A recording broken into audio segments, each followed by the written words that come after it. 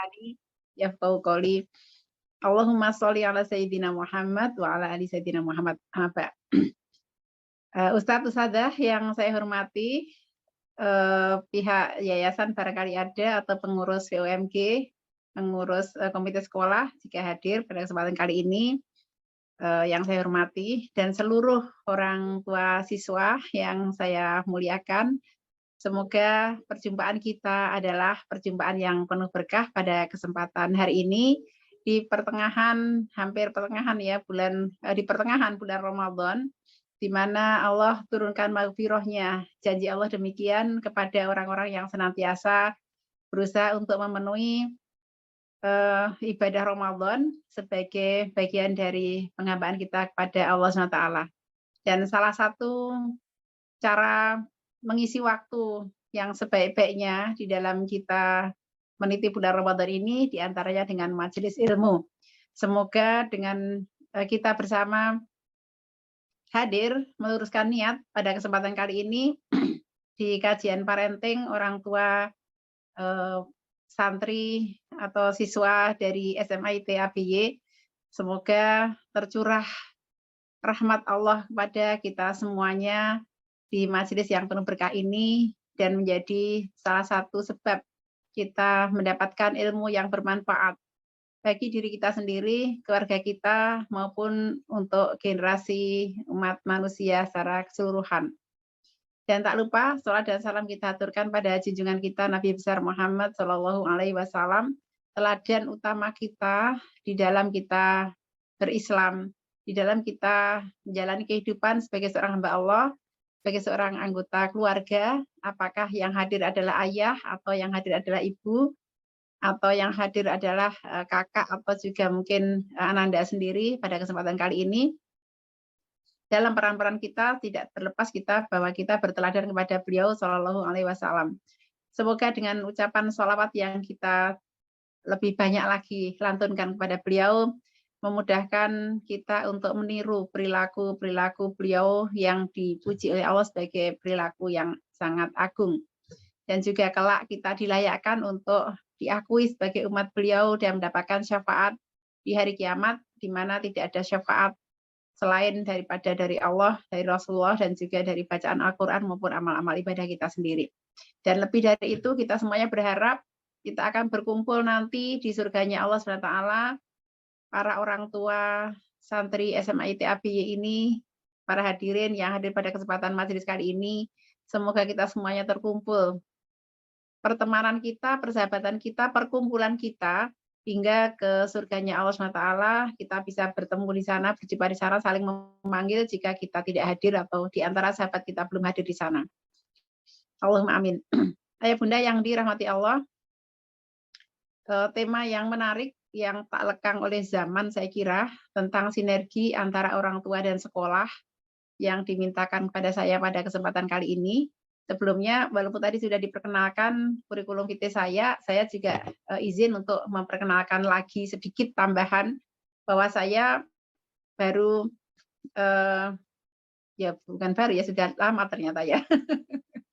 Jadi saya juga merupakan orang tua dari siswa yang menyekolahkan anak di SMA IT ABY. Jadi anak pertama saya dan kedua qadarullah SMP-nya di Abu Bakar tapi SMA-nya di negeri. Kemudian anak kedua dan ketiga dan keempat SMA-nya di SMA IT ABY ya. Kemudian anak yang ke-5 dan 6 ini qadarullah jatuhnya di Magelang begitu. Jadi bagi-bagi ya, bagi-bagi. Saya punya pengalaman selama 6 tahun berarti menyekolahkan anak di SMA IT ABY ya. Anak yang ketiga sekarang sudah menikah, tinggal di Malang ya, dan sedang menempuh profesi pendidikan koas ya, sedang koas dokter gigi. Insya Allah mohon doanya tahun ini selesai. Dan anak yang keempat barusan akan wisuda nanti tanggal 23 insya Allah, dan barakallah alhamdulillah qadarullah diberi kesempatan untuk kumlot di Fakultas Psikologi Universitas 11 Maret. Jadi yang satu di Brawijaya, yang satu 11 Maret. Jadi ayah bunda tidak perlu khawatir. Insya Allah di SMA IT ABY ini akan selalu menuai anak-anak yang mendapatkan sekolah-sekolah di sekolah perguruan tinggi negeri favorit, insya Allah ya. dan sudah terbukti banyak yang setiap tahunnya dituai ya di situ gitu. Nah, tetapi lebih dari bahwa kita mendapatkan pencapaian-pencapaian yang sifatnya akademis, kita mengharapkan dalam hal ini sebagaimana judul yang disampaikan untuk membentuk karakter generasi Robbaniyun, Masya Allah ya. Kita sudah mungkin akrab dan sering mendengar, apalagi ayah bunda yang para ustadz ustadzah yang sering menyampaikan taklim, kajian di mana-mana. Saya kira saya seperti nguyai segoro katanya, menggarami lautan kalau saya menyampaikan dengan sangat detail tentang generasi Robbani ini. Tapi karena amanahnya memang membahas itu, jadi sedikit saya sampaikan juga bahwa karakter anak-anak yang ingin kita bangun ini bukan sekedar anak-anak dengan prestasi akademis yang baik, yang mereka akan banggakan kita dengan nilai-nilai mereka yang setiap kali mungkin di jajarannya A dan sebagainya begitu, atau nantinya bisa kumlot atau summa kumlot, bukan itu saja. Tetapi lebih dari itu adalah yang kita harapkan anak-anak yang mereka memiliki karakter robbani ya. Ustadzah boleh di-share screen, saya sudah ini ya, insya Allah sudah mengirimkan materi saya ya kepada panitia ya. Tentang sinergi sekolah dan orang tua untuk generasi robbani. Tentu saya perlu mengulas sedikit ya tentang robbani ini, boleh di slide-nya boleh digeser ya. Satu karakter yang Allah sebutkan tentang generasi Robbani ini yang menjadi panutan kita semuanya, bahwa anak-anak ini harus senantiasa memiliki orientasi ketuhanan. Karena kita tahu kita orang tua ini fana. Kita tidak tahu apakah kita akan sempat membersamai mereka hingga mereka nantinya lebih besar lagi, sudah lebih dewasa dan seterusnya. Makanya karena kefanaan kita lah, maka kita punya tanggung jawab untuk mengenalkan mereka kepada yang Maha Abadi, Allah SWT. Kalau orang tua sudah mengenalkan anak-anak kepada Sang Pencipta yang Maha Abadi, Allah SWT, mengenalkan pada Rasulullah SAW, maka kapanpun Allah memanggil kita mendahului mereka, dan insya Allah, dan barangkali biasanya demikianlah ya, orang tua lebih wafat duluan misalnya, maka kita akan memiliki ketenangan hati karena anak-anak sudah mengerti, bisa menjawab 3 hal persoalan besar dalam hidup mereka. Yang kalau di dalam kompleksitas dunia modern sekarang ini, tantangan untuk menjawab 3 permasalahan itu seringkali terdistrak oleh berbagai macam virus atau racun yang akan hadir dalam kehidupan anak-anak kita, mau tidak mau kita melihatnya dalam dunia modern sekarang ini. Saya sebutkan sebagai kompleksitas dunia modern, di mana berjalannya secara paralel dunia maya dan dunia nyata ya. Kalau di masa kecil kita mendapatkan kehidupan itu hanya di dunia nyata. Mungkin ada dunia gaib juga ya, tapi kita tidak terlibat di sana secara langsung. Tapi sekarang ini ada dunia maya, di mana pertemanan itu bukan hanya pertemanan yang dengan tetangga sekitar atau dengan teman sekolah, tetapi dengan orang-orang yang kita tidak tahu di mana, di belahan dunia mana, dengan pemahaman seperti apa, dengan ideologi seperti apa. Dan peristiwa begitu cepatnya saling terhubung sebagai sebuah global village atau sebuah desa besar yang melemahkan batas-batas nasional, sehingga identitas dan budaya lokal pun kita juga sudah sampai bingung ya, ini anak-anak sudah kena demam Korea, kena demam pop apa namanya itu dan sebagainya ya. Kalau pada masa kita mungkin Bollywood begitu ya, dangdut-dangdut itu, atau bukan film India loh, sekarang sudah film Korea dan sebagainya. Jadi masanya seperti itu, di mana anak-anak sudah berkenalan dengan sesuatu yang bahkan kita dulu tidak pernah berkenalan dengan itu. Ditambah lagi juga di dunia modern sekarang ini orang tua itu kayak punya segudang kesibukan ya. Ritmenya orang zaman dulu itu kayaknya saya lihat bapak saya misalnya ya, berangkat ke kantor, pulang ke rumah. Paling bapak saya seorang dai, jadi bapak sering mengisi majelis taklim. Itu paling malam-malam mengisi di mana. Hanya begitu saja hidupnya. Nanti kalau butuh pergi olahraga, bapak itu akan setiap seminggu 2 kali akan pergi untuk main tenis 2 kali atau 3 kali. Dan nanti selebihnya bermasyarakat di sekitarnya. Anak-anak melihat orang tuanya itu seperti itu. Ada waktu-waktu di mana akan bercengkerama dengan anak dan sebagainya. Tapi orang tua zaman modern sekarang ini mobilitasnya luar biasa ya. Ada yang harus kemudian dengan tuntutan pekerjaannya eh, LDM dengan keluarganya, walaupun mungkin part-timer kadang juga ada yang lebih panjang lagi dari itu. Sekarang juga ada klub-klub yang bermacam-macam komunitasnya, baik secara online maupun offline. Satu orang itu bisa terhubung dengan seratusan grup WhatsApp mungkin ya di gadgetnya masing-masing. Dan tentu itu mungkin tidak menyita waktu kita, walaupun sekedar clear chat atau mungkin juga ada grup-grup yang harus kita perhatikan. Dan ditambah juga dengan tuntutan pekerjaan zaman sekarang yang lebih kompleks daripada di masa lalu. Apalagi kemudian kemarin kita sempat melewati masa pandemi ya, dengan berbagai tekanannya yang tentu akan menimbulkan berbagai macam stresor tersendiri bagi orang tua maupun bagi anak ya. Konon kemarin saya dapatkan dari penelitian terakhir bahwa kebutuhan untuk konseling bagi para konselor dan psikiater itu meningkat sampai 10 kali lipat. Kalau dulu daftar tunggunya 3 orang, sekarang bisa 30 orang. Artinya bahwa pandemi atau tekanan global ini juga berpengaruh kepada keadaan mental orang tua maupun sebuah keluarga tersendiri. Dan sisi lain juga kekhasan dunia remaja. Anak-anak remaja zaman dulu ya mohon maaf tentang istilah remaja ya, barangkali ada kontroversi di kalangan kita bahwa di dalam Islam tidak ada istilah remaja, tetapi dalam kajian yang sering yang saya dapatkan ya, itu memang secara bahasa dan secara pemaknaan tidak ada remaja dalam Islam, adanya adalah anak-anak dan kemudian nanti langsung masuk ke fase dewasa, tetapi fenomenanya ada ya.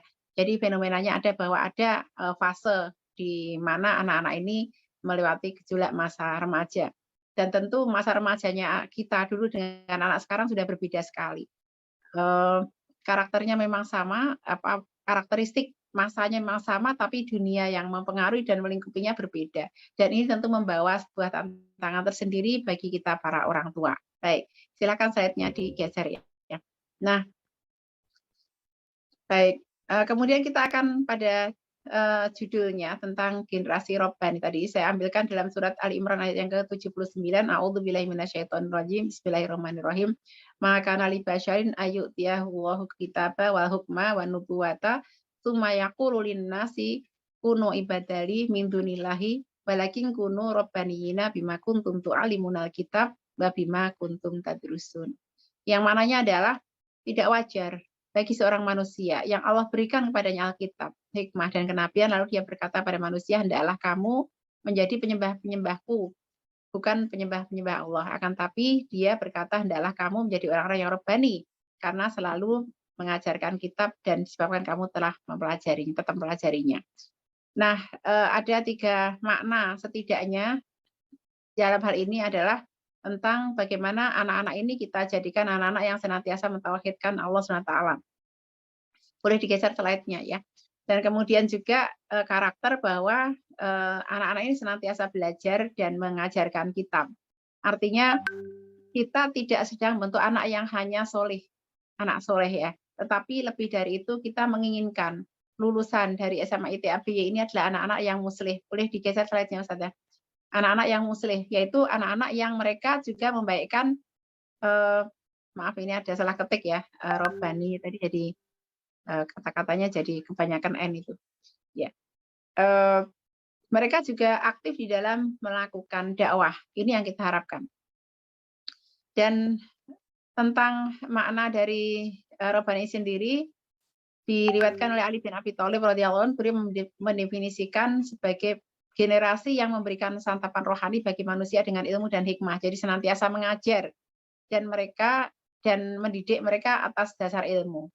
Sementara Ibnu Abbas radhiyallahu anhuma dan Ibnu Zubair mengatakan robbani adalah orang yang berilmu dan mengajarkan ilmu. Ya ini maknanya ya tadi yang pertama adalah karakter mentauhidkan, kemudian juga senantiasa melakukan proses mengajar dan belajar ya. Mengajar tentu membutuhkan satu yang diberikan dan itu dengan cara belajar. Artinya kita tidak mencetak anak-anak yang hanya soleh saja, yang mereka baik untuk diri mereka sendiri. Tapi ada satu kesadaran untuk mereka membaikkan lingkungannya, membaikkan keluarganya, membaikkan orang lain. Dan itu ya karakter soleh dan muslih yang ingin kita bangun pada generasi anak-anak kita. Baik, silakan digeser lagi slide-nya, Ustazah. Dan masih makna Rabbani bahwa Qatadah dan Atta mengatakan Rabbani adalah fuqaha, ulama, pemilik hikmah atau ilmu. Masya Allah, ketika membaca ini saya, aduh gitu ya. Jadi ternyata seorang fuqaha, seorang ulama gitu. Kita menginginkan juga anak-anak kita bukan hanya fase ilmu-ilmu akademis yang sekarang ada gitu, tapi juga mereka punya kesadaran untuk mereka belajar lebih tentang ilmu-ilmu keislaman. Ya, karena ketika kita mencantumkan generasi Rabbani ini kita menginginkan ternyata begitu. Imam Ubaid mengatakan bahwa beliau mendengar seorang ulama yang banyak mentelaah kitab-kitab menjelaskan istilah Rabbani. Rabbani adalah para ulama yang memahami hukum halal dan haram, menegakkan amar ma'ruf nahi mungkar ya. Jadi tadi saya sampaikan bahwa yang kita inginkan anak-anak itu mampu menjawab 3 pertanyaan besar di dalam kehidupan yang kalau kita pahamkan mereka pada 3 pertanyaan besar itu, maka dalam tanda petik mungkin sebagian besar misi pendidikan itu sudah tersampaikan pada mereka. Yang pertama adalah pertanyaan tentang dari mana mereka berasal. Anak-anak harus tahu mereka bukan sekedar dari perut orang tuanya, dari perut ibunya, bukan. Tetapi mereka berasal dari Allah, maka dari alam ruh, maka mereka pun akan mengerti bahwa ada hal suci yang ada dalam diri mereka yang harus mereka pertahankan berupa fitrah dari pentauhid itu sendiri. Kemudian yang kedua, untuk apa mereka hadir di muka bumi? Kalau jawaban pertanyaan kedua ini selesai, maka mereka tahu membuat prioritas, memilih aktivitas, apa yang akan mereka lakukan, untuk apa mereka akan menghabiskan usia mereka, yaitu sebagai hamba Allah dan sebagai khalifah Allah di muka bumi. Sebagai hamba Allah, mereka punya tugas-tugas penghambaan, dan sebagai khalifah di muka bumi, mereka punya tugas-tugas menegakkan amar ma'ruf nahi mungkar, menegakkan kalimat Allah. Atau tadi ya soleh ya sebagai hamba Allah, kemudian muslih ya sebagai seorang yang membawa misi risalah Islam. Ini adalah hal penting sehingga kalau kemudian mereka memilih aktivitas, memilih profesi, memilih pekerjaan, memilih tempat tinggal, memilih istri, memilih suami, memilih pertemanan, memilih komunitas, maka pertanyaannya adalah apakah ini bagian dari karakter Rabbani itu yang bisa mendekatkan mereka kepada misi hadirnya mereka di muka bumi. Jadi ini yang penting karena nanti anak-anak sering terlupa ya kalau sudah demikian ini ya, karena begitu banyaknya tawaran-tawaran di zaman sekarang ini dan kita pun masih terus berjuang. Saya berjuang, orang tua murid berjuang dan guru-guru juga berjuang. Bagaimana kemudian ini bisa masuk ke dalam diri anak-anak kita.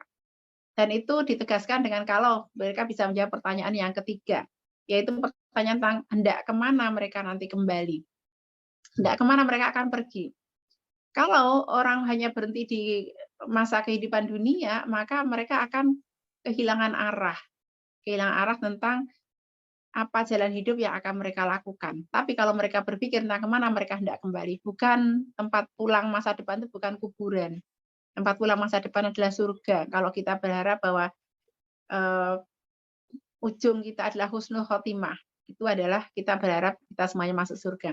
Kita akan kembali ke alam akhirat, dan alam akhirat itu pilihannya cuma 2, surga atau neraka. Maka mengingat akan surga ini sebenarnya membuat seseorang itu berusaha untuk baik dalam segala hal. Mereka akan membersihkan niat mereka, mereka akan membersihkan akhlak mereka, membersihkan ibadah mereka, memberikan kontribusi mereka dengan sebuah pertanyaan apakah setiap hal yang mereka lakukan itu mendekatkan mereka pada surganya Allah atau tidak. Masya Allah, kalau anak itu selesai dengan 3 hal pertanyaan mendasar ini, sebenarnya lah orang tua itu sudah lebih ringan pekerjaannya. Ya, karena tidak harus setiap hari membangunkan anak untuk sholat, menyuruh mereka untuk berakhlak mulia, meninggalkan game dan sebagainya. Karena anak-anak sudah tahu sendiri loh, aku ini ngapain ke dunia ini ya. Bukan untuk sekedar bermain-main yang akan menghabiskan waktu, akan tapi ada hal besar yang akan aku lakukan. Dan kemudian aku harus belajar apa gitu ya di dunia ini. Karena 3 orientasi dasar dalam kehidupan mereka telah selesai dipahamkan oleh orang tua. Nah, dialog-dialog begini, ayah bunda, ayo kita bangun bersama dengan anak-anak kita, yang akan membuat insya Allah kita lebih ringan ya di dalam melaksanakan misi kita, amanah kita untuk mendidik anak-anak kita. Baik, bisa digeser Ustaz. Ya. Ya, jadi kalau kemudian kita ringkas bahwa pertama tentang sifat-sifat karakter robbani ini, berilmu dan memiliki pengetahuan tentang Al-Quran dan Sunnah, mengamalkan ilmu yang telah diketahuinya, mengajarkan kepada masyarakat ya. Dan ada sebagian ulama yang menambahkan tentang metode mereka dalam yaitu mengikuti pemahaman para sahabat dan metode mereka dalam beragama. Jadi itibanya adalah Rasulullah dan para sahabat. Ya karena kita juga tahu bahwa generasi sahabat adalah khairu ummah, generasi terbaik. Dan kalau kita belajar tentang generasi sahabat adalah kita belajar tentang bagaimana mereka benar-benar menerapkan akhlak Islam itu di dalam kehidupan mereka. Mereka adalah contoh ketangguhan, mereka adalah contoh semangat berjihad, mereka adalah contoh di dalam membangun masyarakat Islam, mereka adalah contoh kesabaran, mereka adalah contoh isar ya, dan banyak lagi akhlak-akhlak mulia sehingga dikatakan oleh Allah dipuji sebagai khairu ummah. Nah, inilah kita kembalikan lagi sehingga anak-anak kita kalau toh belum bisa seperti Rasulullah, setidaknya mereka seperti para sahabat.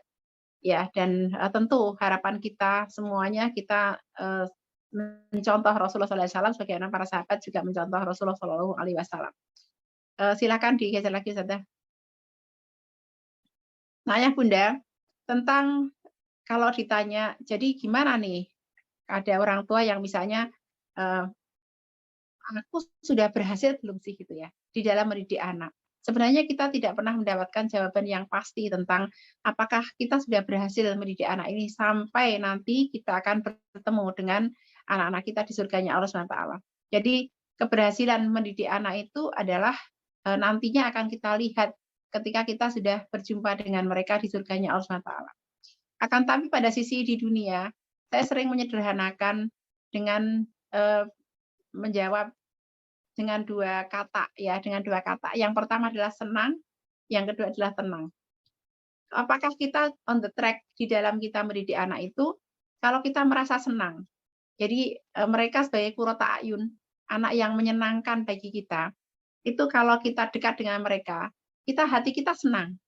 Kenapa? Kita melihat bahwa mereka taat pada Allah dan Rasulnya. Jadi anak menyenangkan qurrata a'yun itu bukan hanya cakep, ganteng, cantik, badannya sehat, ya, apalagi ya, misalnya nilainya bagus, bukan hanya itu. Tapi kita tenang karena mereka tahu jawaban 3 hal tadi yang saya sampaikan di awal. Mereka kalau kemudian waktunya sholat tiba, mereka juga berangkat sholat. Waktunya mereka harus belajar, mereka belajar. Mereka mengerti bagaimana memilih ciri mereka. Kalau mereka melihat orang tuanya repot, mereka juga dengan ringan membantu. Adab mereka baik kepada kita. Dan yang kedua, tenang. Hati kita tenang, walaupun mereka misalnya jauh dari kita, karena kita tahu bahwa mereka berada di tempat yang baik, mereka bersama orang baik, mereka melakukan kegiatan yang baik gitu. Kadang-kadang kita harus merelakan anak kita pergi ke kota yang lain atau pergi ke negara yang lain. Dan ayah bunda maupun para guru pernah mendengar mungkin dulu ada predator seksual yang di Inggris itu ya, yang sudah S3 dan sebagainya, bukan orang Muslim, tapi kita tahu bahwa pengaruh di luar itu begitu mengerikan. Pada suatu ketika kami menerima konseling pasangan keluarga muda, baru 1 tahun menikah mereka, tapi sudah diambang perceraian karena ini ibunya si anak perempuan ini orang tuanya adalah seorang ulama kafir di wilayahnya ya, bukan dari jamaah kita, tapi seorang ulama kafir di wilayahnya. Kemudian dinikahkanlah anaknya dengan salah satu jamaahnya, yang dia adalah seorang siswa, seorang pemuda lulusan S2 dari sebuah negara di Eropa. Dan ketika kemudian diketahui si laki-laki ini hanya menyentuh anaknya beberapa kali, setelah itu tidak pernah menyentuh lagi selama setahun. Dan akhirnya dibawa ke rumah dan dari pandangan sekilas kami bisa melihat bahwa dia memiliki orientasi seksual yang tentu ya tidak yang menyimpang begitulah ya. Ketika di awal pembukaan saja dia mengatakan bahwa saya ini belum pernah berpacaran baik dengan laki-laki maupun dengan perempuan, kata dia. Kita heran ya, kenapa dia harus menegaskan bahwa belum pernah pacaran dengan laki-laki dan perempuan. Biasanya kita akan mengatakan, kalau seorang laki-laki mengatakan saya belum pernah pacaran, itu aja sudah cukup bahwa kemudian dia tidak pernah pacaran dengan perempuan, tapi dia harus menegaskan saya belum pernah pacaran dengan laki-laki dan perempuan, dan itu membuat kita bertanya-tanya. Dan ternyata pandangan-pandangan di Eropa bagaimana dia hidup itu benar-benar masuk ke dalam diri dia. Walaupun kemudian di sini dia datang, dia ikut pengajian di tempat yang mungkin orang mengatakannya ini termasuk ekstrim begitu, tapi ternyata dia tidak bisa meninggalkan ya masa lalunya di mana dia memiliki orientasi seksual yang berbeda. Nah, tentu tidak ada orang tua yang mengharapkan anak demikian. Akan tapi yang demikian itu mungkin sekali terjadi karena ya kuatnya pengaruh sementara dasar-dasarnya belum kuat. Maka kalau kita memberikan landasan yang kuat, insya Allah ada ketenangan dalam diri kita. Tenang. Ketika mereka tidak bersama dengan kita pun lepas dari pandangan mata kita, mereka akan tetap menyenangkan kita, akan membuat hati kita tenang karena kita tidak perlu khawatir dia lagi ngapain di sana, dia berteman dengan siapa gitu ya. Dia pergi kemana gitu.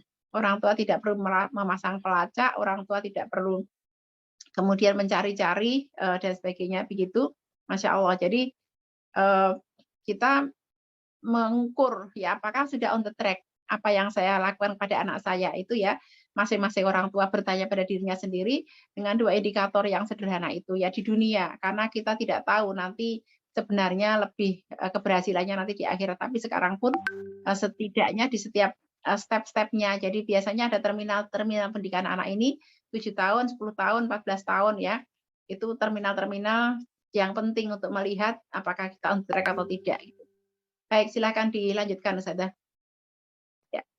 Nah, ayah bunda yang dirahmati Allah, tentu di dalam pendelegasian, karena sebenarnya pendidikan anak itu tanggung jawab dari orang tua. Kita tidak bisa mengatakan bahwa guru atau sekolah punya tanggung jawab pada pendidikan anak kita. Tetapi pendidikan itu tanggung jawab orang tua, di mana nanti orang tua yang akan dimintai pertanggungjawaban atas pendidikan yang dia berikan kepada anaknya. Nah, dalam hal ini dengan sistem yang kita pilih, kita mendelegasikan sebagian dari amanah itu kepada para guru. Kita minta tolong kepada sekolah, pada para guru, untuk mengajari kepada anak-anak kita hal-hal yang kita tidak sanggup untuk mengajarinya. Yang mungkin juga ada orang tua yang sanggup tapi tidak sempat untuk mengajarinya. Ya, kita tidak sedang bicara tentang apakah lebih homeschooling atau kemudian pesantren atau di boarding school misalnya, enggak, kita sudah memilih boarding school sebagai salah satu alternatif untuk mendidik anak. Dan oleh karenanya sebagian waktu anak-anak kita, kalau yang boarding barangkali ya lebih banyak waktunya, tapi yang full day mungkin ya sebagian waktunya ke sekolah gitu. Untuk sekolah memberikan juga andil di dalam mendidik anak-anak kita, mendidik adab mereka, mendidik perilaku mereka, dan juga mendidik pemikiran mereka selama waktu-waktu di mana kita menitipkan anak kita ke sekolah. Dan oleh karenanya di sini dibutuhkan satu sinergi, dan sinergi ini membutuhkan komunikasi yang positif antara orang tua dengan anak. Ya, sedikit mengulas tentang komunikasi, tentu harapan kita komunikasi itu merupakan proses tersampaikannya tujuan, pesan, dan gagasan serta perasaan dengan cara yang baik, dengan kontak sosial yang baik pula gitu. Ya, artinya jangan sampai bahwa tujuan kita yang sama, membaikkan anak kita, itu di perjalanan akan muncul hal-hal salah paham. Dalam hal ini dikarenakan cara kita mengemas pesan-pesan itu yang kemudian ujungnya adalah ya maaf ya, saya dulu saya sering menangani bagaimana konflik orang tua dengan sekolah, dan akhirnya ada orang tua yang mengambil anaknya pindah dari sekolah atau tetap berjalan tapi terjadi pergolakan-pergolakan ya, datang kepada kami konflik-konflik antara orang tua dengan sekolah sampai akhirnya ada sekolah yang harus pecah dengan yayasan, ada orang tua murid yang rame-rame hengkang dan sebagainya. Naudzubillah min dzalik, ini tidak terjadi di sekolah kita, di SMA ITAB yang kita cintai bersama begitu. Karena tentu orang tua dan guru sama-sama menyadari bahwa tujuan kita adalah baik, maka prosesnya harus baik. Cara kita menyampaikan pesan dan gagasan juga dengan cara yang baik, karena tujuan kita sinergi agar anak-anak kita bersama bisa menjadi generasi yang robbani tadi ya. Oke, baik, silakan digeser Ustazah. Ya. Nah, tentang bagaimana cara kita menyampaikan pesan atau berkomunikasi sendiri. Ini yang mengajari kita secara langsung adalah Allah SWT di dalam surat Ar-Rahman. A'udzubillahi minasyaitonirrajim. Bismillahirrahmanirrahim. Ar-Rahman 'allamal Qur'an, khalaqal insan, 'allamahul bayan. Di dalam Ar-Rahman ayat 1 sampai yang keempat bahwa Allah yang Maha Pengasih yang telah mengajari kita Al-Qur'an. Dan juga Allah yang menciptakan kita, dan juga Allah yang mengajari kita pandai bicara, Masya Allah. Nah, mengapa tentang komunikasi ini penting kita sampaikan? Di dalam rumah sebagai sebuah madrasatul ula, rumah adalah madrasah yang pertama bagi seluruh anggota keluarga, utamanya anak-anak. Orang tua harus menyadari bahwa bagaimana cara mereka berkomunikasi, antara ayah dan ibu berkomunikasi. Sesungguhnya itu telah dilihat oleh anak-anaknya sejak dari awal kehidupan mereka. Itu sungguhnya adalah apa-apa yang kemudian menjadi pelajaran bagi anak-anak. Sehingga kalau kemudian anak-anak itu nanti di sekolah dalam pertumbuhan mereka, mereka masuk dalam lingkungan sosial seperti sekolah atau pertemanan yang lain, sampai nanti mereka dewasa masuk di dunia pekerjaan, sampai nanti mereka dewasa menikah dan seterusnya. Sesungguhnya andil sangat besar adalah bagaimana cara komunikasi di dalam rumah tangga itu, di dalam keluarga itu. Ayah ketika berbicara dengan ibu, ingatlah bahwa dia tidak sekedar bicara dengan ibu, dia sedang mengajari anak-anaknya bagaimana cara berkomunikasi. Ibu ketika berbicara dengan ayah, berkomunikasi dengan ayah, muasyarah bil ma'ruf dalam hal suami istri dalam hal ini, dia harus ingat bahwa dia sedang membawakan misi, yaitu mendidik anak-anaknya di dalam berkomunikasi. Demikian pula di dalam komunikasi orang tua dengan sekolah, ya. Kalau di level pendidikan yang lebih rendah, dulu saya menjadi komite sekolah, baik ketika di fase TK, anak saya pernah jadi komite sekolah, waktu SMP begitu pula, waktu SD begitu pula, waktu SMP begitu pula. Jadi bermacam-macam problem yang datang pada saya dan kita sering melihat dan mengambil kesimpulan yang sama dengan para guru bahwa ketika anak itu memiliki masalah-masalah di sekolah gitu ya, memiliki masalah-masalah di sekolah, orang tuanya didatangkan, ternyata masalah menjadi lebih runyam. Sering seperti itu karena ternyata orang tuanya lebih bermasalah di dalam cara berkomunikasi gitu. Artinya apa? Ternyata bahwa ada faktor-faktor di mana anak-anak ini meniru orang tuanya. Karena juga yang datang itu orang tua yang Masya Allah ya, orang tuanya begitu santunya, begitu baiknya. Kenapa anak-anak bisa demikian? Nah, pengaruh lingkungan ada di sana gitu ya, yang menyebabkan orang tua juga mengatakan, "Loh, kalau di rumah dia anak manis," gitu ya, orang tuanya sangat kooperatif, Masya Allah ya. Ayah bunda jangan dikira kami ini nggak pernah jatuh bangun di dalam didik anak ya. Kami pun pernah ya datang sebagai tersangka-tersangka. Ya karena ya ulah yang dilakukan oleh anak kami misalnya ketika masih SMP, wah Masya Allah gitu ya. Ini juga kejadian juga yang demikian, kayaknya kita nggak pernah mengajari yang begini, kenapa anak kita menjadi begitu gitu ya. Ya terbawa karena mereka bersama dengan anak-anak yang lain begitu. Kita sampai heran, "Kenapa sih Kak kamu bisa demikian?" Gitu ya. Ini ya, tetapi evaluasi yang lebih mendalamnya adalah setiap ada masalah di dalam, hubungan kita dengan orang lain atau dengan anak-anak kita, maka evaluasinya berarti ada hal-hal yang kurang baik yang mungkin pernah kita lakukan atau masih juga kita lakukan, yang itu ternyata berdampak kepada anak-anak kita misalnya. Nah, kita belajar dari Allah tentang bagaimana kita berkomunikasi ini, karena Allah mengajarkan di dalam Al-Quran. Allah kemudian juga mengajari kita berbicara. Di dalam Al-Quran ada berbagai macam perkataan. Ada kaulan layinan, ada kaulan syakilan, ada kaulan kariman. Ya, ada kaulan baligho. Ya, kapan kita menggunakan itu? Maka ayah bunda perlu untuk menelaah kembali ya hal-hal yang demikian sehingga ketika kita bersama-sama mewujudkan sinergi sekolah dengan orang tua itu, kita tahu kapan kita harus berbicara dengan cara seperti apa kepada siapa gitu. Silakan digeser slide-nya Ustazah. Ya, baik. Dan teladan kita berkomunikasi kembali lagi adalah Rasulullah Shallallahu Alaihi Wasallam. Beliau adalah best of the best, master dari semua teori komunikasi, praktek komunikasi adalah Rasulullah Shallallahu Alaihi Wasallam. Di mana Allah memuji Rasulullah dengan sebuah kalimat yang sangat indah, wa innaka la'ala khuluqin adzim. Sesungguhnya kamu benar-benar berbudi pekerti yang agung ya. Masya Allah. Saya kemarin belajar tentang komunikasi mastery dan salah satu narsumnya menyampaikan tentang surat Abasa, Abasa wa Tawalla. Ya, engkau bermuka masam dan berpaling. Masya Allah. Ini ayat yang sangat menunjukkan bagaimana sebuah visual ya, membahas tentang masalah gerakan dan masalah visual. Padahal pada waktu itu Rasulullah berbicara dengan orang buta ya, yang relatif tidak melihat kalau toh Rasulullah bermuka masam atau berpaling, tapi ternyata Allah membahas masalah ini ya. Dan tentu teguran Allah kepada Rasul adalah rahmat bagi kita semuanya karena kita menjadi tahu ya bahwa hal yang demikian layak untuk kita perhatikan. Ternyata keberpalingan di zaman sekarang ini bukan hanya keberpalingan yang bukan sekarang ini aja ya. Ternyata keberpalingan itu bukan hanya keberpalingan yang sifatnya kelihatan. Yang tidak kelihatan pun akan bisa dirasakan, akan sampai pesannya bahwa seseorang sudah berpaling gitu ya. Misalnya nih, ada orang tua yang kehilangan kepercayaan kepada sekolah ya. Bahkan ketika dia tidak mengatakan kepada anaknya yang ekstrimnya, yang negatif ekstrimnya kan dia mengatakan pada anaknya, "Emang sekolahmu itu lagi nggak beres," atau "Emang gurumu tuh nggak beres," misalnya ya, atau "Kepala sekolahmu tuh nggak beres," atau "Yayasan sekolah tuh gimana sih," misalnya. Itu kalau paling buruknya terucap. Bahkan ketika tidak terucap sekalipun orang tua mulai meragukan, "Ini sekolah ini kayak mana sih?" Gitu ya.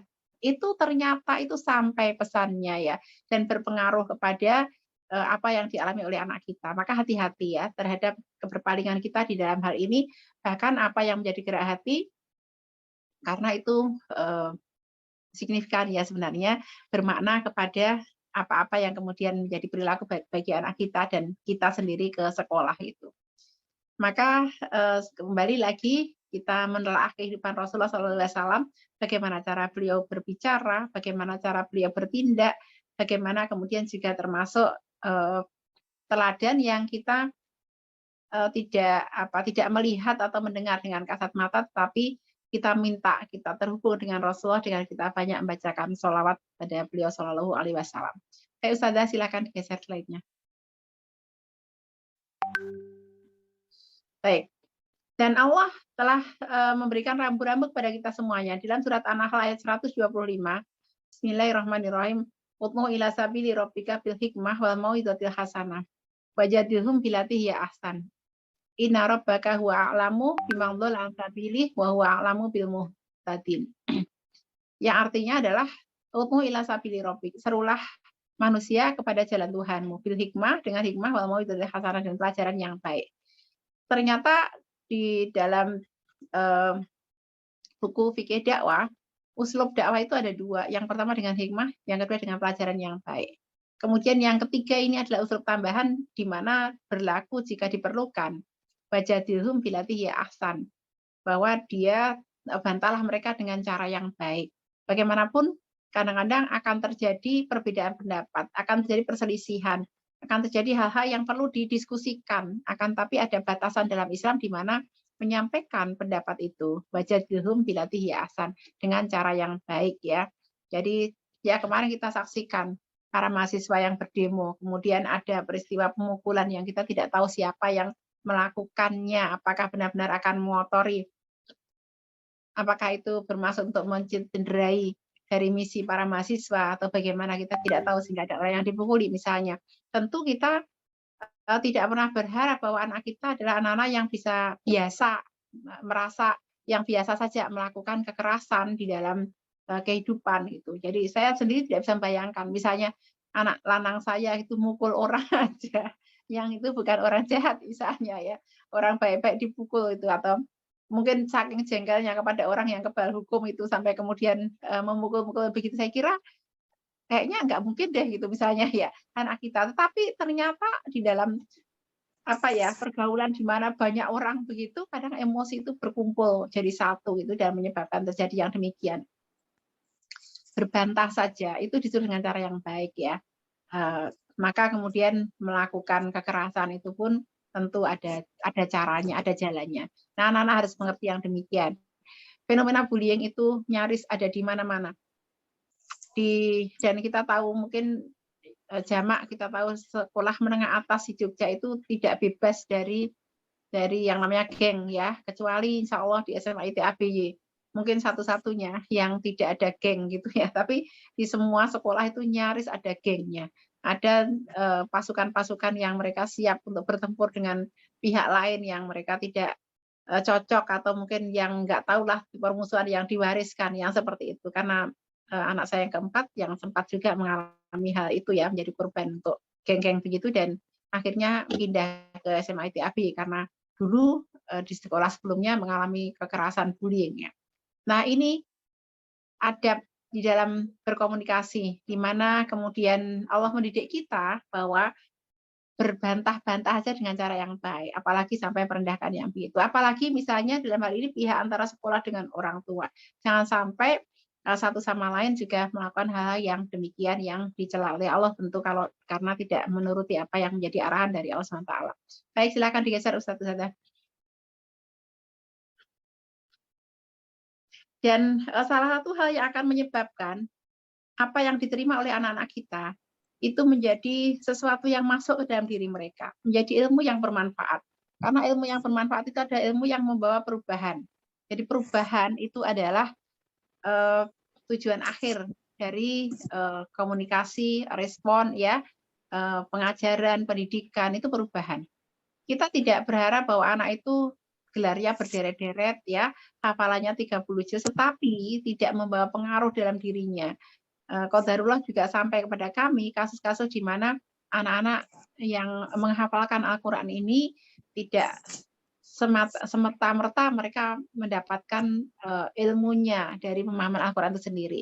Sehingga yang terjadi ya mereka jauh dalam hal akhlak ini dengan ilmu, ada senjang yang jauh antara akhlak antara hafalan Quran mereka dengan praktek dalam masalah akhlak mereka, bahkan kepada orang tuanya. Naudzubillah min dzalik.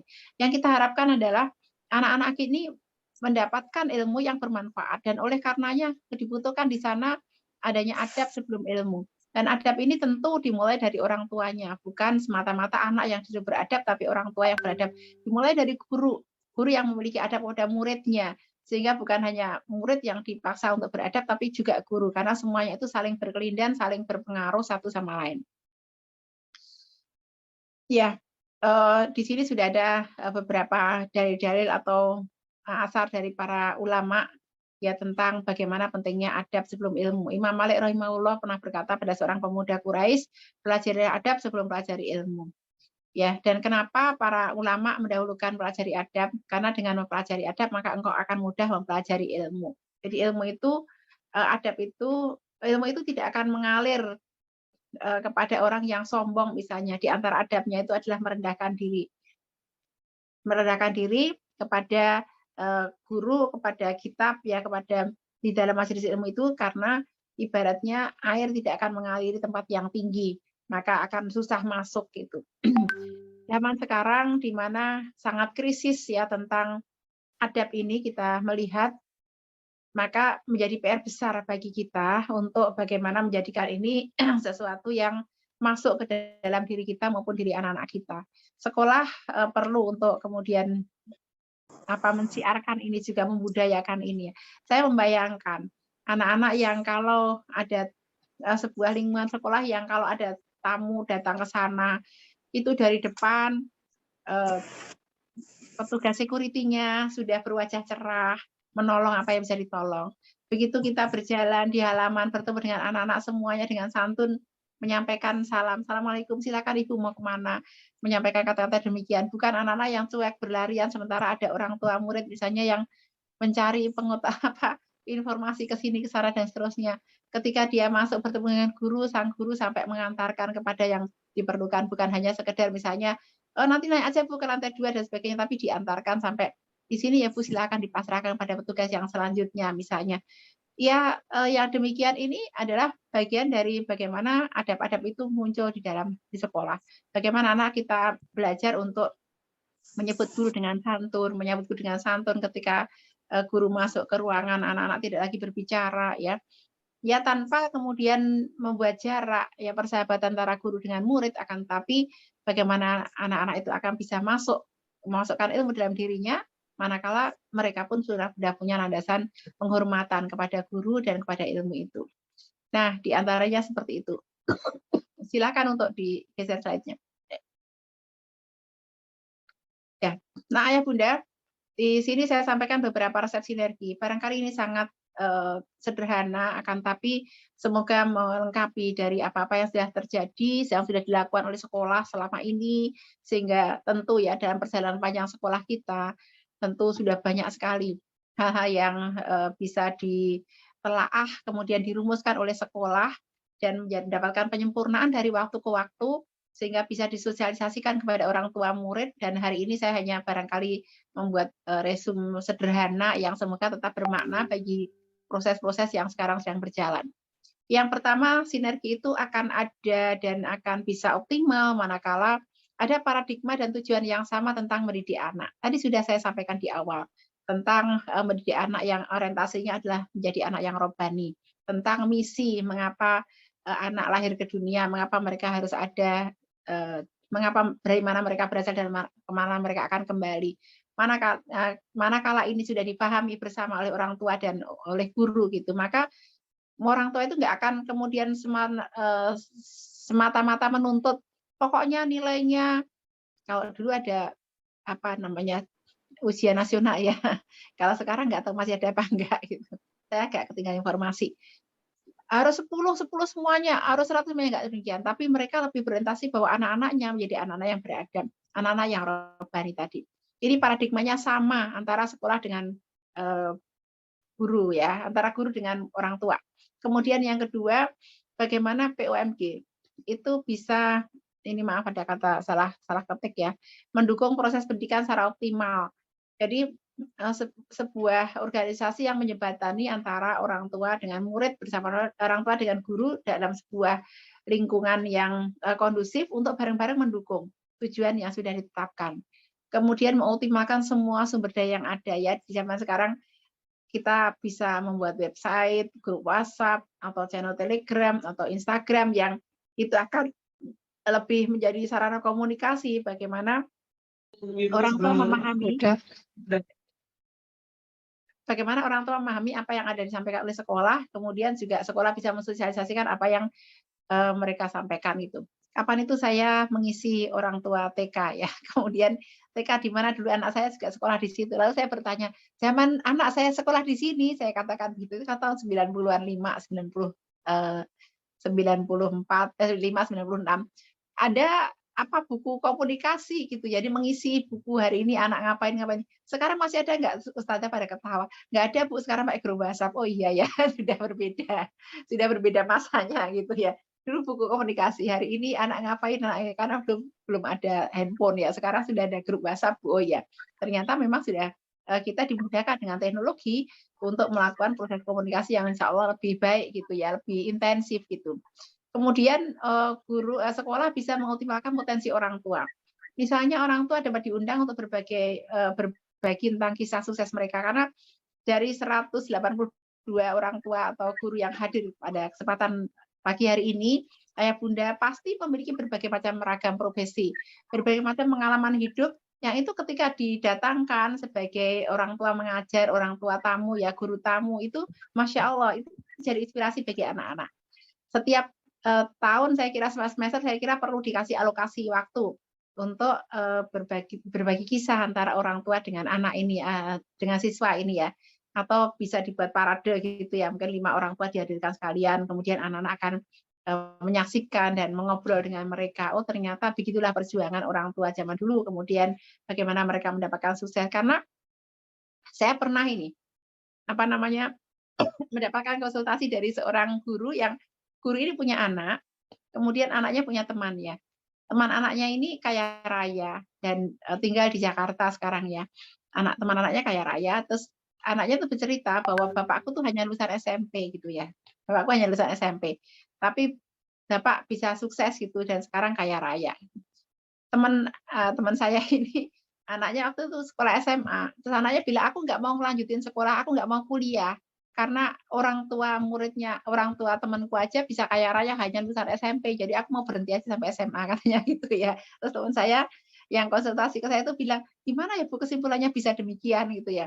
Terus padahal dia menginginkan anaknya, akhirnya anaknya pinter gitu ya, pengen anaknya itu juga kuliah di perguruan tinggi dan sebagainya gitu. Kenapa anaknya hanya pengen sampai SMP? Karena udah SMA, karena orang tua murid temannya itu begitu gitu ya. Ternyata saya bilang begini, "Coba kamu tanyakan, itu orang tua murid temanmu itu yang lulusan SMP itu anaknya dikuliahkan nggak?" "Iya, anaknya dikuliahkan," gitu ya. Nah, jadi dia juga berharap anaknya juga bisa memperoleh pendidikan yang lebih tinggi gitu, tapi ini salah mengambil kesimpulan jadi demikian. Nah, barangkali ada sepenggal-penggal yang mungkin anak-anak itu tidak tahu bagaimana perjalanan orang tua. Tentu kita kepanjangan kalau mau bercerita ya. Tentu sekarang orang tuanya sukses itu juga dengan perjalanan yang luar biasa begitu. Dan ya tentu di sini juga kita harus melihat bakat dan minat si anak misalnya.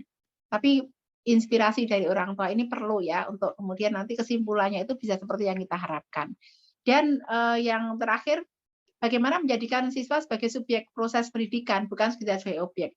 Saya sampai mencari beberapa referensi tentang subjek dan objek pendidikan, dan semuanya yang saya temukan bahwa subjek pendidikan adalah guru. Ya, guru dan orang tua gitu ya. Kalau yang lebih mendalam lagi dalam Al-Quran, subjek pendidikan adalah malaikat Jibril, objeknya adalah Rasulullah. Tentu kemudian ketika Rasulullah mengajarkan kepada para sahabat, maka subjeknya adalah Rasulullah, objeknya para sahabat. Kemudian ketika para sahabat meneruskan dan seterusnya begitu, kan objek itu adalah orang yang menerima. Nah, dalam hal ini kita menginginkan anak-anak kita punya generasi menjadi generasi robbani. Sementara generasi robbani itu adalah generasi yang bima kuntum tu alimunal kitab wa bima kuntum tadrusun. Jadi bukan hanya anak-anak yang belajar tapi juga mengajarkan ya. Saya belajar berkaca dari pengalaman saya sendiri. Dulu saya mulai mengajar itu ketika saya masih SMP. Saya mengikuti PII namanya Persatuan Pelajar Islam Indonesia sejak saya masih SMP. Dan kemudian saya harus memegang pengajian anak-anak pada saat saya masih SMP. Dan itu ternyata membuat bahwa saya harus belajar, saya harus bertumbuh, saya harus ikut training ini itu dan sebagainya. Kenapa? Karena saya harus memberi. Nah, anak-anak ini kalau diberi tanggung jawab dari awal, sejak mereka masih SMA, mereka sudah mengajar, maka mereka akan memegangi itu ya, bahwa nanu duat qabla kulli syai'in.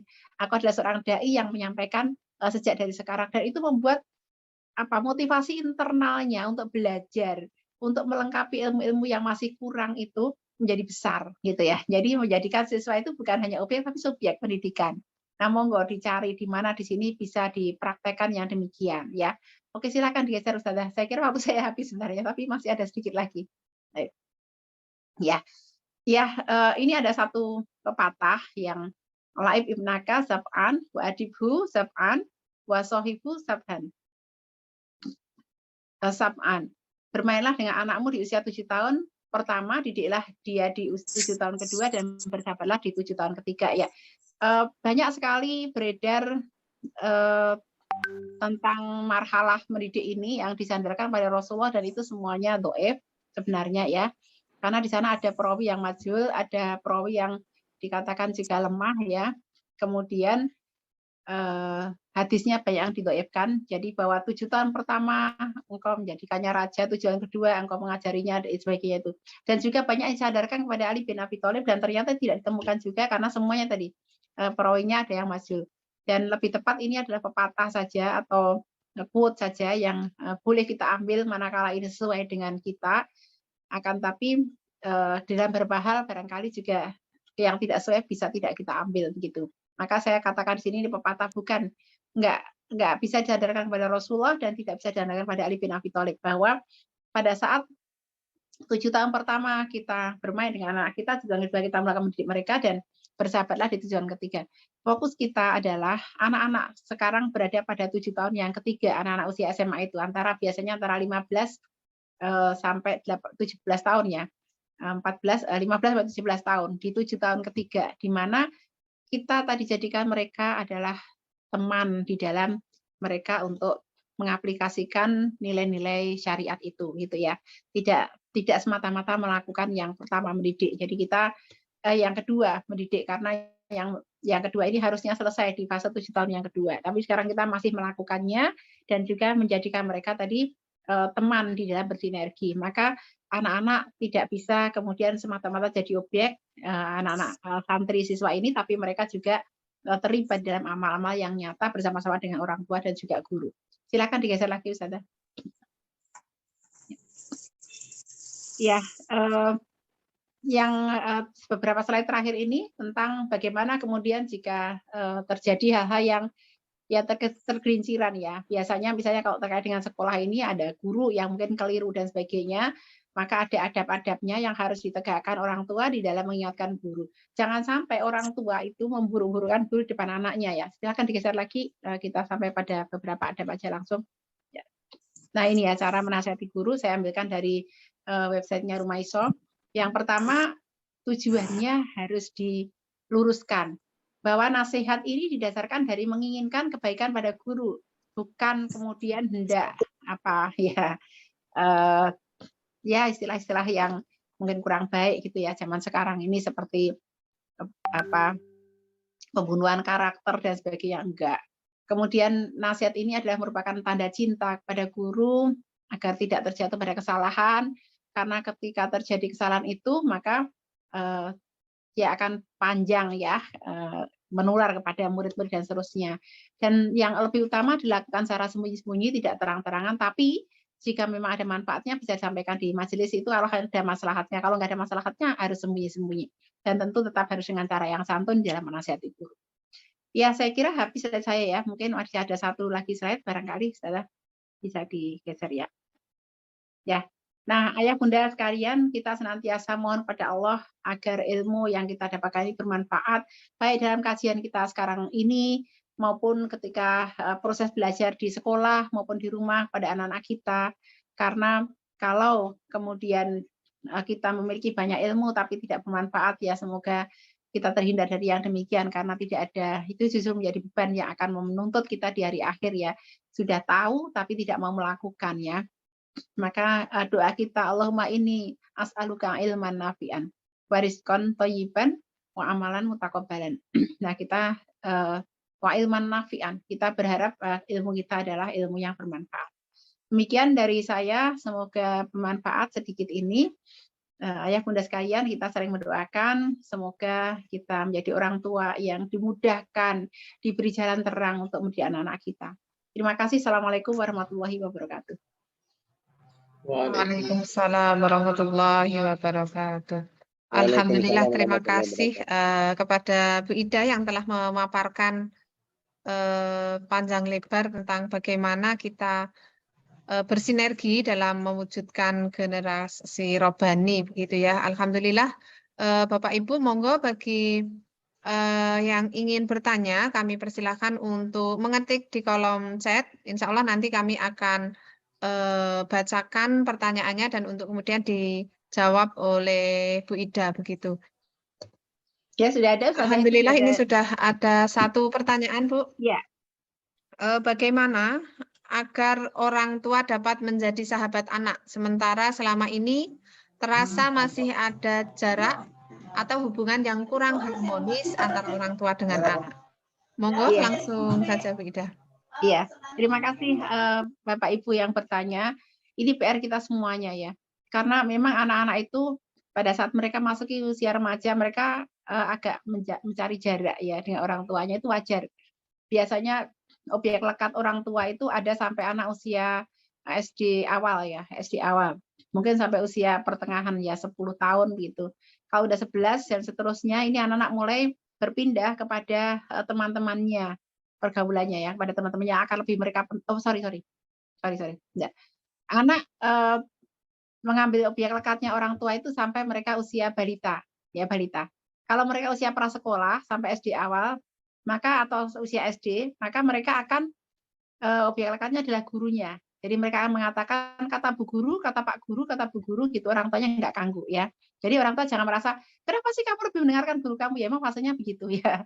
Kalau masih kecil tuh kata ibu, kata ayah, kata ibu, kata umi, kata abi gitu. Tapi kalau nanti udah mereka masuk usia sekolah, mereka sudah kata Bu Guru, kata Pak Guru. Tapi mereka masuk usia remaja, kata temanku gitu ya. Jadi mereka akan lebih kepada kata temanku gitu ya.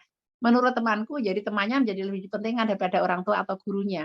Kebenaran itu ada pada teman-teman mereka. Nah, ini adalah fenomena yang umum terjadi. PR orang tua adalah bagaimana agar di semua masa itu anak tetap punya kepercayaan pada orang tua. Ini yang memang PR yang besar itu, dan itu bukan hal yang tiba-tiba sebenarnya. Itu sesuatu yang kita bangun sejak proses kelahiran mereka, proses kehamilan mereka gitu. Wah, telat banget dong ya, enggak. Ayah bunda pasti juga masih ya ingat ya bagaimana seharusnya kalau ibu dan anak itu punya ikatan yang kuat karena ikatan rahim. Ya, tali rahim, frekuensi ibu itu, frekuensi anak itu sama dengan frekuensi ibu karena mereka berasal dari ibu. Tapi ayah harus berjuang untuk kemudian punya ikatan dengan anak. Maka mestinya ayah ini di masa-masa 7 tahun pertama terutama ya, bagaimana kemudian banyak kontak fisiknya dengan anak ya, banyak dipangku, dipeluk ya, yang memandikan ketika bayi misalnya, dalam rangka kemudian anak ini bisa dekat dengan ayah. Lalu kemudian ketika anak ini memasuki usia balik misalnya, pada usia 10 sampai 14 tahun kalau anak laki-laki harus dekat dengan ayah karena ayah yang akan mengajari mereka tentang syariat gitu ya. Ini seperti itu kebersamaannya dibangun. Kemudian ada kendala-kendala di mana kadang-kadang ayah tuh jauh dari orang tua, dari anak, dari keluarga misalnya karena pekerjaan, karena pendidikan dan sebagainya gitu. Nah, maka ya bagaimana teknologi ini kita manfaatkan seoptimal mungkin untuk kemudian bisa menjembatani persahabatan orang tua dengan anak itu. Nah, sepanjang kita masih satu rumah ya, ayah bunda, sebenarnya kedekatan itu dipengaruhi oleh yang pertama adalah tentang misi yang sama gitu. Kalau satu keluarga itu disadarkan pada misi yang sama, maka mereka punya kedekatan ideologis. Kemudian dengan bacaan yang sama. Biasanya secara psikologis orang itu akan dekat ketika mereka memiliki bacaan yang sama. Kemudian dengan waktu ya interaksi ya, di mana ada waktu-waktu yang dihabiskan bersama antara orang tua dengan anak. Maka di rumah itu bisa dibuat kayak menjawab untuk yang kecanduan gadget dan sebagainya ya. Aturan-aturan kapan rumah itu bebas gadget. Misalnya antara maghrib sampai jam 8 malam itu adalah family time. Nggak boleh ada gadget. Maka semua ayah, ibu, dan anak tidak memakai gadget pada waktu itu. Mereka fokus pada beribadah, berzikir, makan malam bersama, dan seterusnya. Ini contoh bagaimana kemudian ada waktu-waktu emas dalam keluarga itu yang merupakan waktu kebersamaan. Karena kalau pagi mungkin semuanya udah tergesa-gesa ya, mau ke kantor, mau ke sekolah, dan sebagainya. Lalu siang mereka habiskan waktu di tempat kerjanya masing-masing. Tapi sore atau malam itu gunakan sebagai waktu family time, di mana mereka membincangkan hari itu. Kalau anak-anak masih kecil, maka ada pillow talk. Orang tua menemani mereka mau tidur ya. Tapi kalau udah remaja biasanya udah nggak kayak gitu lagi. Udah mau berangkat tidur ya berangkat tidur sendiri-sendiri. Tapi kalau mereka masih usia sampai SD itu masih orang tua masih suka menemani sebelum tidur ngobrol pillow talk hari ini misalnya gitu. Nah, kalau sekarang posisinya sudah ini juga banyak pertanyaan tentang anak laki-laki remaja. Posisinya udah terlanjur remaja ini, terlanjur udah ada kesenjangan ini bagaimana ini gitu. Yang pertama itu ya, kalau kita merasa jauh dengan anak, yang kita lakukan adalah kita bertobat kepada Allah. Ya Allah, barangkali ada dari apa yang aku lakukan selama ini yang merupakan maksiat kepadamu, kita minta diberi petunjuk mana saja dan kita menghentikannya. Kemudian kita minta kepada Allah, kalau ada kesalahan-kesalahan kita dalam mendidik anak, kita minta diluruskan dan kita perbaiki. Kemudian setelah kita selesaikan hubungan kita dengan Allah, kita bicara dengan anak kita. Kita sampaikan bahwa sejak sekarang ibu, ayah, kalau mungkin misalnya kita merasa jauh, ibu pengen dekat dengan kalian. Apa yang bisa lakukan? Ayah, ibu lakukan agar kita bisa menjadi sahabat satu sama lain gitu. Karena anak-anak itu ada yang kehilangan kepercayaan pada orang tuanya dikarenakan proses yang panjang. Misalnya ketika mereka curhat pada orang tua menyampaikan pada orang lain, menyampaikan pada guru, dan mereka merasa aibnya dibuka. Gampang kok, sederhana kok. Dari kecil itu misalnya orang tua datang ke sekolah, iya dia itu masih suka ngompol, misalnya menceritakan begitu ya. Itu bagi anak itu udah kayak dia kehilangan kepercayaan pada orang tua bahwa dibuka aibnya, bahwa dia ngompol misalnya gitu. Kayaknya bagi orang tua biasa aja kita cerita. Iya kemarin dia ngompol tuh gitu misalnya ya. Nah ini ayah bunda ya. Kita nggak boleh misalnya ya membuka yang demikian, ini membuat anak kehilangan kepercayaan pada kita gitu. Maka kalau kemudian kita pernah melakukan yang demikian, kita minta maaf sama anak. Bapak Ibu bertobat kepada Allah atas kesalahan mendidik anak selama ini. Kemudian Bapak Ibu minta maaf sama kamu. Maafkan Bapak Ibu jika ada hal-hal yang selama ini menyakitkan kamu dan pasti Bapak Ibu punya kesalahan sama kamu. Jadi kita nolkan dulu sama anak kita dan ini saya kira momennya baik sekali Ramadan. Momennya baik Idul Fitri ya. Kita sampaikan pada anak sejak sekarang Bapak Ibu pengen yang lebih baik, jadi Bapak yang lebih baik bagi kalian, Ibu yang lebih baik bagi kalian. Jadi maafkan ya anaknya. Terus titik sentuhnya, ya setelah itu temukan titik sentuh pada anak. Satu anak dengan anak yang itu berbeda. Kita misalnya saya punya anak 6 ya, atau mungkin ayah bunda ada punya anak 2, 3 dan seterusnya. Kalau kita punya anak banyak, jangan selalu interaksi kita kepada anak itu dalam bentuk yang massal sifatnya. Kadang-kadang kita perlu melakukan dan harus menjadwalkan untuk kita melakukan interaksi secara personal dengan mereka. Jadi dengan anak pertama kita punya interaksi personal, dengan anak kedua punya interaksi personal, anak yang ketiga dan seterusnya. Interaksi personal itu seperti apa? Kalau ayah laki-laki dengan anak laki-laki, oh itu gampang banget ya. diajak jalan lari bareng, naik sepeda bareng, ya naik gunung bareng, basket bareng atau berenang bareng misalnya ya. Pekerjaan laki-laki, ibu dengan anak perempuan juga gampang tuh ya. Misalnya ayo Dek jalan-jalan bareng belanja-belanja, senang biasanya anak perempuan ke salon bareng gitu ya, jajan bareng misalnya ya. Tapi menjadi PR ketika ayah dengan anak perempuan ya, kemudian ibu dengan anak laki-laki. Tadi ada Putri Wiji juga bertanya, gimana nih anak laki-laki jadi canggung gitu. Kalau resep saya pada ibu, kepada anak laki-laki dan anak perempuan itu, anak laki-laki terutama, kalau anak perempuan diajak mengerjakan hobi bersama. Bisa ya, saya bilang misalnya, "Ayo kita perawatan bareng-bareng, udah kita dandan-dandanan di rumah itu ya, yang facial-facialan, yang apa bareng-bareng kita anak perempuan." Ini kan waktu bersamaan, masak bareng kesukaan mereka, resepnya terserah mereka misalnya. Kalau anak laki-laki itu, dilihat apa bahasa cintanya. Kalau misalnya bahasa cintanya adalah pelayanan, ya kita layani dia. Kalau bahasa cintanya adalah cinta fisik, ya kita peluk-peluk dia. Kalau bahasa cintanya adalah kata-kata apresiasi, hati-hati pilih kata-kata yang baik untuk mereka, gitu ya. Dan kalau bahasa cintanya dia, ya kasih dia hadiah dan seterusnya. Nah, kemudian ikat mereka itu dengan memanjakan lidah mereka. Kalau anak laki-laki tanya, kamu suka makanan apa? Masakin. Anak itu akan rindu kepada ibunya atas masakan ibunya gitu ya. Jadi apa yang dia sukai dimasakin aja gitu atau dibeliin gitu ya. Kalau kita nggak sempat masak ya dibeliin kesukaan dia. Jadi dia akan ingat terus bahwa ibunya itu mengerti apa yang dia inginkan. Ya makanan, misalnya kalau anak laki-laki ya, karena kadang kita mau peluk-peluk udah gede segitu, oh jangan peluk-peluk, udah nggak mau dipeluk-peluk misalnya. Tapi kalau pulang dari sekolah, ibu sudah sediakan tuh bakso kesukaan kamu. Dia ingat terus pulang sekolah selalu ada bakso yang enak ya. Maka itu dia akan punya rasa ikatan dengan orang tua. Jadi temukan titik sentuh pada anak kita.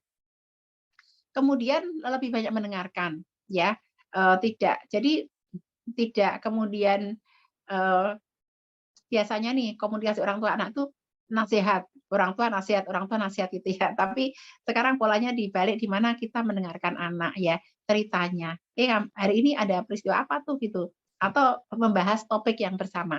Membahas topik bersama, ada topik yang lagi hit apa, kemudian jadi kalau di keluarga kami itu ada grup keluarga ya, grup WhatsApp keluarga. Biasanya anak-anak tuh nge-share tuh, yang menjadi titik perhatian apa tuh di-share itu, dan kita bisa ketawa bareng-bareng ya. Biasanya kalau mereka aktifnya di Twitter, mereka akan nge-share dari Twitter, trending topiknya lagi apa. Ya karena hal-hal yang sifatnya konyol gitu, tapi kita ya udah nikmati aja itu ya. Karena hal yang normatif ya, misalnya mereka lebih tahu tentang penyerangan Aqsa. Baru sekarang ya langsung di-share di grup keluarga dan sebagainya. Atau kemudian hal-hal yang lain yang lagi trending topik apa. Nah, itu jadi pembicaraan bersama. Ini bagian dari membangun ikatan secara pemikiran ya. Tapi secara kebersamaan tadi waktu memang harus diambil karena good things itu take time. Hal yang baik itu butuh waktu, nggak instan, nggak instan. Jadi kita harus bersabar untuk kemudian mendekat pada anak kita. Kemudian apa lagi tadi ya? Kayaknya itu aja Ustazah ya. Bagaimana membangun persahabatan dengan anak ya. Jadi semoga bisa bermanfaat ya 3 hal tadi ya yang saya sampaikan tadi. Demikian Ustazah, terima kasih. Mungkin kalau ada banyak pertanyaan bisa dirangkum aja karena mungkin waktu kita tinggal 10 menit ya. Saya juga ada acara selanjutnya. Oke. Masya Allah, terima kasih Bu Ida, dan ini di chat banyak sekali pertanyaan yang sebagian insya Allah sudah terjawab. Ini saya pilih juga. Nah ini Bu, ada yang bertanya dari Bapak Ahmad Nurho. Nah, Ya. beliau ini punya anak masuk pondok SMP, kemudian perangainya berubah drastis menjadi kasar, cuek. Nah, apakah itu termasuk hal yang wajar dan kemudian mengeluh juga dibully? Nah, ini apakah perlu diambil sikap untuk pindah atau hanya butuh waktu untuk kemudian ditunggu sampai pada fase penyesuaian diri terhadap lingkungan baru begitu Bu? Monggo, Bu Ida. Iya. Ya, oke. Baik. Anak yang perangainya berubah kasar itu bukan hal yang tiba-tiba. Kalau misalnya orang tua merasa kok tiba-tiba dia jadi begitu, itu biasanya orang tua ada fase kehilangan pengenalan kepada anak ya. Sebenarnya itu dimulai sedikit demi sedikit. Maka setelah dia signifikan nampak nyata barulah orang tua kaget, loh kok ternyata begitu gitu ya. Dan kalau orang tua sudah berusaha mencontohkan hal yang baik di rumah, kata-kata orang tua nggak pernah keras, nggak pernah kasar ya. Jadi evaluasinya begini, pernahkah orang tua membentak anak? Pernahkah mencubit anak? Pernahkah mendiamkan anak misalnya gitu ya. Pernahkah memukul anak misalnya. Aku nggak pernah melakukan itu sejak kecil, nggak pernah aku cubit, nggak pernah aku pukul, nggak pernah aku bentak misalnya ya. Orang tua mengatakan begitu ya. Oh ya alhamdulillah Bapak Ibu jempol gitu ya. Tapi kalau ternyata ada orang tua yang mengatakan begini, eee, saya tuh sudah lakukan berbagai macam cara Bu untuk membaikkan anak saya. Dari yang lembut sampai yang kasar kata teman saya. Saya nanya, "Yang kasar tuh apa?" Ya saya bentak-bentak dia gitu. Tapi ternyata perangkainya makin kasar. Loh gimana ya Bapak Ibunya aja bentak-bentak gitu ya. Jadi pertanyaannya begitu, apakah ayah ibu itu pernah melakukan hal yang seperti itu? Kalau pernah, walaupun cuma sekali, 2 kali, itu masuk ya, akhirnya juga akan terlihat oleh anak.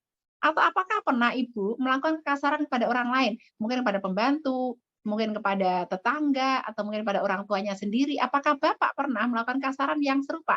Misalnya kepada istrinya, kepada anaknya, dan sebagainya. Maka ini perlu ditaubati kalau pernah, walaupun cuma sekali, ya. Jadi kita tidak bisa langsung menyalahkan lingkungan, mengatakan, "Anak saya itu suka ngomong kasar, Bu," gitu ya. Padahal saya tuh nggak pernah ngajari dia ngomong kasar. Ibunya aja ngomongnya kasar, dengan cara yang kasar. Jadi saya kira, loh itu masuk gitu ya, masuk ke dalam diri mereka. Mungkin ibu mengatakan, "Aku nggak pernah kasar sama anak saya," tapi dia kasar sama orang lain, kasar sama tukang sayur, ya, kasar sama apalagi itu orang yang stratanya lebih rendah gitu. Karena saya lihat begitu. Orang tua yang sama anaknya lembut-lembut, sayang-sayang, tapi bentak-bentak orang lain gitu. Maka itu akan dilihat oleh anak, ya. Hati-hati. Jadi kalau kemudian kita melihat, kok anak saya sekarang punya watak yang kasar itu. Ayah Bunda gimana cara melembutkannya? Melembutkannya dengan cara mendekat kepada Al-Quran. Saya kemarin dapat kisah yang membuat saya meleleh gitu ya, air mata saya. Karena ini kisahnya tentang sahabat dari teman saya, sahabat dari sahabat saya. Sahabat saya mengatakan begini, "Saya punya teman. Teman saya itu orang yang berasal dari keluarga broken. Lalu qadarullah bapaknya menikah lagi, dapat ibu tiri yang juga tidak baik sama dia. Jadi dia tuh dipuruk-purukkan lah, dia tuh selalu dimanipulasi lah oleh ibu tirinya sampai dia tidak punya harga diri. Dia merasa dia tidak berharga. Dan akhirnya dia menjadi anak yang keras hati, anak yang kasar, tapi juga anak yang minder gitu. Anak yang tidak punya percaya diri. Kemudian kata teman saya, jadi saya mengenal dia sebagai orang yang demikian sampai di SMA. Kemudian dia menikah dengan laki-laki yang qadarullah baik, laki-laki itu. Suaminya ini mengizinkan istrinya ini belajar tahsin Quran. Belajar tahsin Quran, Masya Allah ya. Kemudian begitu dia belajar tahsin Quran, dia kan bertemu tuh dengan orang-orang baik, lingkungan yang baik ya, dengan orang dengan akhlak yang baik, dan dia perbaiki bacaan Qurannya. Masya Allah, hatinya dilembutkan. Kata teman saya, sekarang saya bertemu dengan dia dalam keadaan dia itu orang yang super baik. Orang yang perkataannya lembut, orang yang hatinya lembut, orang yang berprasangka baik, dan orang yang percaya diri gitu. Sampai dia mengatakan, "Loh, kamu kok berubah jadi kayak gitu? Kenapa?" gitu. "Ya ini berubah semuanya sejak saya belajar tahsin Quran," kata dia. "Saya bertemu dengan orang-orang baik, orangnya menerima saya akhirnya dia menjadi pengajar, bahkan gitu ya." Kata dia, kata, sahabatnya ini, "Kalau ada orang banyak baca Al-Quran, tapi ternyata hatinya masih keras gitu, itu bisa jadi yang pertama dia salah niat di dalam dia mempelajari dan baca Al-Quran. Yang kedua, bisa jadi dia bacaannya belum benar karena dia tidak tahsinul Quran. Yang ketiga bisa jadi karena dia tidak pernah membaca terjemahan gitu ya, dari Al-Quran itu sendiri gitu. Jadi dia baca-baca untuk lisannya saja gitu. Atau yang keempat bisa jadi karena adabnya kepada Al-Quran yang tidak baik gitu. Sehingga dia tidak bisa mendapatkan cahayanya itu secara sempurna. Nah, maka cara kita melembutkan hati anak kita mulai ayah bunda dengan banyak fasih baca Al-Quran. Ayah bunda tahsinul Quran, ayah bunda betulkan bacaan Quran, berinteraksi dengan Al-Quran dan seterusnya, dan mohon kepada Allah agar anaknya dilembutkan. Bawa anak ya untuk kemudian juga mendekat kepada Al-Quran. Insya Allah hatinya akan lembut. Tadi saya sampaikan kedekatan orang tua anak itu diantaranya dengan bacaan yang sama dan kita punya bacaan yang sama Al-Quran. Kalau bareng-bareng orang tua dan anak itu membaca Al-Quran, insya Allah didekatkan hatinya. Kenapa? Karena sebenarnya pertemuan kita dengan anak, komunikasi kita dengan anak itu ada dua hal. Komunikasi yang langsung, pada saat kita berjumpa dengan mereka, bertatap wajah dengan mereka, ngomong dengan mereka. Yang kedua, komunikasi yang tidak langsung, yaitu ketika kita membayangkan mereka, ketika kita memikirkan mereka, itu ada komunikasi kita dengan anak kita secara tidak langsung. Maka pikirkan yang baik-baik. Karena begitu yang muncul lintasan pikiran yang tidak baik, itu bisa mewujud, Bapak Ibu sekalian ya. Jadi hanya prasangka baik dan pikiran yang baik-baik untuk anak kita. Pandangan-pandangan yang baik untuk anak kita ya. Kalau di dalam Al-Quran ada ud'uni astajib lakum, lihat ya. Berdoalah kepadaku maka aku akan mengabulkan, itu ada jeda ya. Berdoalah maka aku akan mengabulkan ya. Tapi kalau kita bicara bahwa aku sesuai persangkaan hambaku, itu nggak pakai jeda. Jadi kalau persangkaan kita baik kepada anak kita, insya Allah nak, kamu jadi anak soleh solihah, insya Allah kamu anak yang taat sama orang tua, anak yang berbakti pada orang tua, anak yang lurus nak, insya Allah nak, anak yang berhati lembut, anak yang apalagi semua yang baik-baik. Katakan dengan lisan kita, pikirkan dengan kepala kita, dan yakini dengan hati kita, cepat atau lambat anak kita akan berubah. Tapi kalau orang tua mikirnya itu, anakku kok keras, anakku kok kasar, anakku kok nggak nurut, anakku kok susah sekolah, dan seterusnya, itu akan mewujud. Karena tadi ya aku sedang persakaan hambaku, maka nggak pakai jeda itu. Pikirkan aja yang baik-baik tentang anak kita. Walaupun sekarang belum seperti yang kita harapkan, belum kurota ayun ya, dan sebagainya, tapi lisan kita harus selalu baik. Hati kita harus selalu baik, pikiran kita harus selalu baik. Ini harus diingat ya, untuk menjawab semua pertanyaan yang tentang anak yang kecanduan gadget, anak yang keras, anak yang apa, dan sebagainya tadi. Begitu aja Bunda ya, semoga bermanfaat ya. Saya kira waktunya habis ya, Ustazah. Terima kasih, Us. Alhamdulillah, terima kasih Bu Ida. Mohon maaf Bapak Ibu, banyak sekali pertanyaan. Insya Allah secara umum sudah terjawab oleh Bu Ida. Tetapi mungkin yang hal-hal khusus nanti belum terjawab, monggo nanti bisa menyimak untuk melalui link YouTube setelah agenda ini selesai, Insya Allah. Dan Ya, ini izin, mungkin bisa ditayangkan di slide terakhir ada kontak saya. Kalau yang mau secara khusus mendapatkan jawaban voice saya, nanti bisa kontak di WhatsApp. Nanti saya jawab secara untuk voice ya. Gitu. Alhamdulillah, ini yang tadi akan saya tanyakan.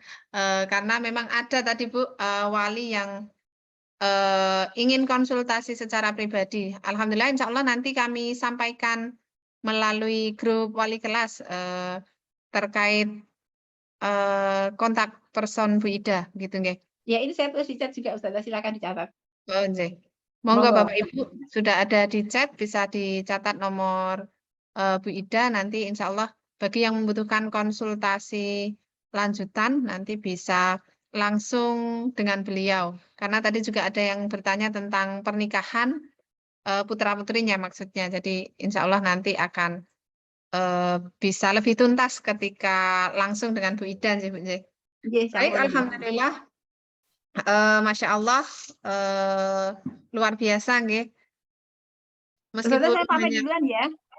Oh, nggih. Mohon maaf ada acara lagi. Matur nuwun. Nggih, saya pamit semuanya. Terima kasih Ayah Bunda, nggih. Matur nuwun, Assalamualaikum warahmatullahi wabarakatuh. Ya. Terima kasih Bu, monggo. Baik, alhamdulillah, Masya Allah ya Ayah Bunda, 1 jam tetapi insya Allah banyak sekali pelajaran yang bisa kita ambil.